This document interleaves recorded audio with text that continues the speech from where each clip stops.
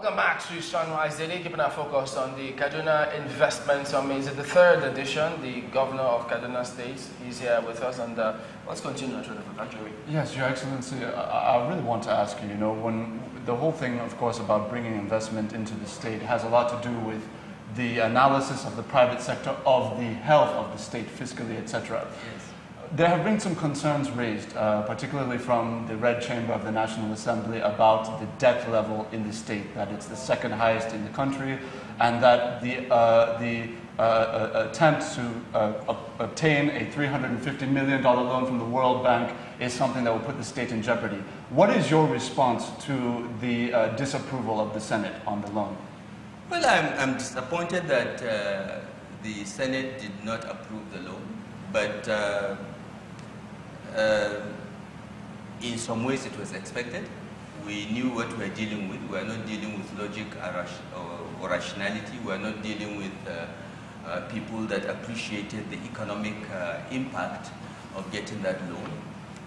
And it was pure selfish politics. And I never go into a situation without backup plans. And Kaduna State will move on, will develop the state in spite of that. Okay, so I just want to put that to rest. However, in response to some of the pronouncements made by some of the senators from our state, I would like to say that none of them really understands economics or what loans are used for or debt sustainability, because they don't know. Okay. The World Bank agreed to give us this loan because they have checked the fiscal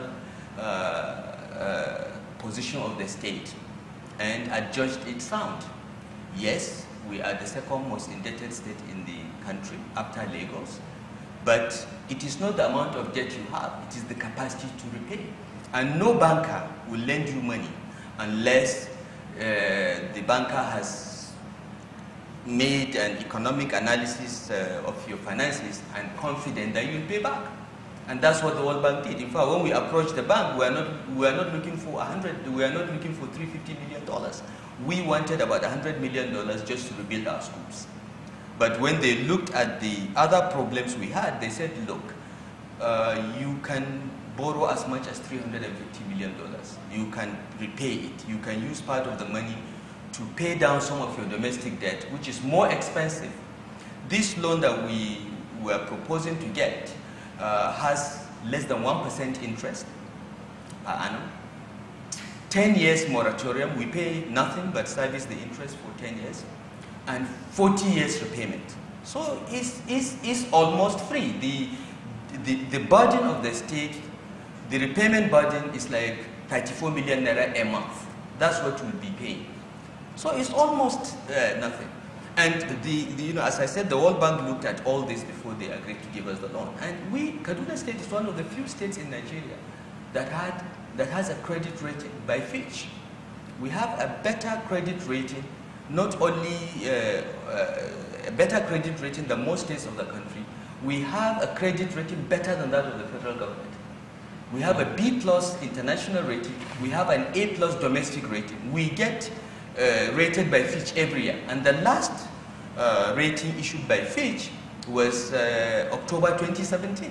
So Kaduna State may be the second most indebted state in the country, but we're fiscally sound because within the 2 years we've taken office, we have tripled our IGR collections per month. And it's going up. And everyone that does an analysis of our finances sees that. So there is really no risk in taking this loan, and even those that rejected it know it to be true, because when we made a presentation to the Senate committee, they said our presentation was the best of all the states.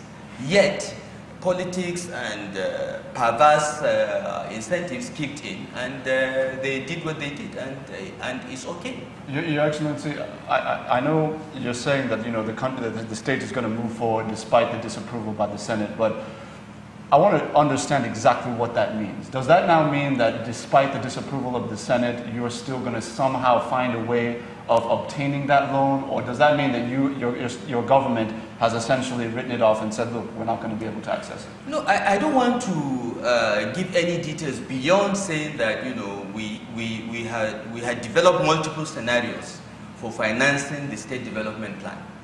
The $350 million loan is just one. We expect to raise $800 billion between 2016 and 2020. We didn't look at just one source. The World Bank is one source, but we have other sources. So we raise this money. We will develop the state. We have to fix our schools. We have to fix our primary health centers. We are losing too many of our pregnant women during childbirth. We have to build our roads and reduce the deficit in infrastructure. We intend to do that. And we did not just look at one option. We have looked at many options, and we're still looking at these options. And in our presentation during the Economic and Investment Summit, we'll outline some of this.